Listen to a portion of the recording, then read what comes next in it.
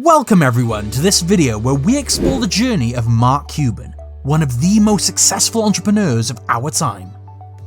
Mark Cuban, the man behind companies like Broadcast.com, MicroSolutions, and the NBA's Dallas Mavericks, has an incredible story of success, and today we're going to find out what made him a billionaire. How did he go from sleeping on friends' couches to becoming one of the richest men in America? What were his key business strategies, and what can we learn from them? These are just a few of the questions that we'll be answering in this video. So sit back, relax, and let's dive into the story of Mark Cuban. Remember to like this video and subscribe to this channel to get more amazing content. Let's get into it. Who is Mark Cuban?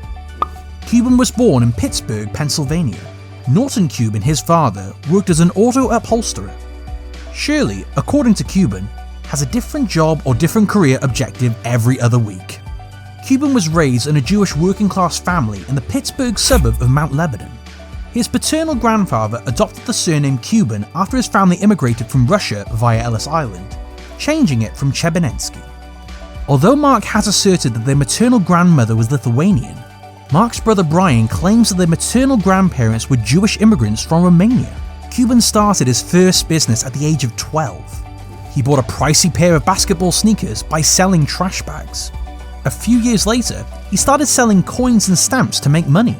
At the age of 16, Cuban ran newspapers from Cleveland to Pittsburgh during a Pittsburgh Post-Gazette strike. He enrolled as a full-time student at the University of Pittsburgh, where he joined the Pi Lambda Phi fraternity in place of attending high school for his senior year. He is a supporter of the National Football League's Pittsburgh Steelers. After a year at the University of Pittsburgh, Cuban proceeded to Indiana University in Bloomington, Indiana, where he earned a Bachelor of Science in Management from the Kelley School of Business in 1981. Without even visiting the campus, he decided on Indiana's Kelley School of Business because it had the least expensive tuition of all the business schools on the top 10 list. During college, he ran a bar, disco lessons, and a chain letter, among other businesses.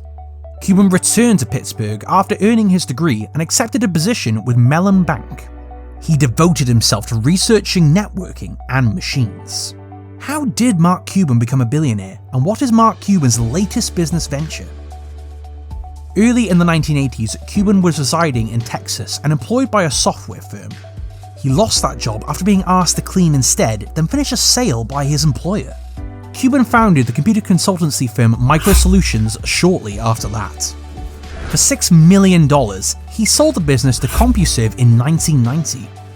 He took acting classes in Los Angeles and formed the venture capital business Radical Computing Incorporated over the ensuing years. He and his IU friend Todd Wagner bemoaned not being able to hear Indiana's basketball games after moving back to Dallas in 1994. This inspired the pair to launch AudioNet, later known as Broadcast.com, in 1995, which provided a variety of live programming online. The company, which had achieved enormous success, went public in 1998 and was acquired by Yahoo the following year for around $5.7 billion. After becoming a millionaire as a result of the deal, Cuban started buying up various businesses in a variety of industries. Additionally, he and Wagner created 2929 Entertainment, a company that generated and produced movies, in 2003. Mark Cuban Cost Plus Drugs 2022, one of Cuban's later businesses, offered prescription drugs at a discount. In 2011, he started appearing on Shark Tank, a reality TV program where entrepreneurs pitch their products to a panel of possible investors. He has invested in several startups. How to Win in the Sport of Business, If I Can Do It, You Can Do It, was first released as an ebook by Cuban in 2011, and it was then expanded and published as a book in 2013. On January 4, 2000, Cuban, a lifelong admirer of basketball, paid H. Ross Perot Jr. $285 million for the majority owner of the NBA's Dallas Mavericks. The Mavericks had a postseason record of 21-32 in the 20 years before Cuban purchased the team, and they won only 40% of their regular season games. The team won 69% of its regular season games in the ensuing 10 seasons, and except for one, they always made the playoffs. With Cuban in charge, the Mavericks had a 49-57 playoff record, which includes their first trip to the NBA Finals in 2006, when they lost to the Miami Heat. The Mavericks won the title in 2011. Cuban rapidly earned a reputation as one of the most generous and outspoken owners in the league. Dallas became a desirable venue for free agents thanks to Cuba's notable improvements to the team's facilities and player benefits. Mark Cuban is a businessman and philanthropist. He founded the Fallen Patriot Fund in 2003 to help families of US military personnel killed or injured during the Iraq War. He made a $5 million donation in 2015 to Indiana University at Bloomington for the Mark Cuban Center for Sports, Media and Technology. In March 2020, during the COVID-19 pandemic, he offered to help small business owners on LinkedIn. In 2020, he helped homeless former NBA player Delonte West by paying for a hotel room and treatment at a drug rehabilitation center. And there you have it, folks, the story of how Mark Cuban went from a young man with big dreams to one of the most successful entrepreneurs of our time.